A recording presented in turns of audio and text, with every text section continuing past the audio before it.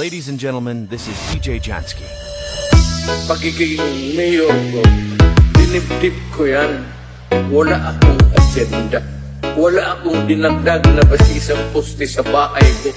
Wala akong bagong kotse. Hindi ako nakatikim ng Mercedes-Benz.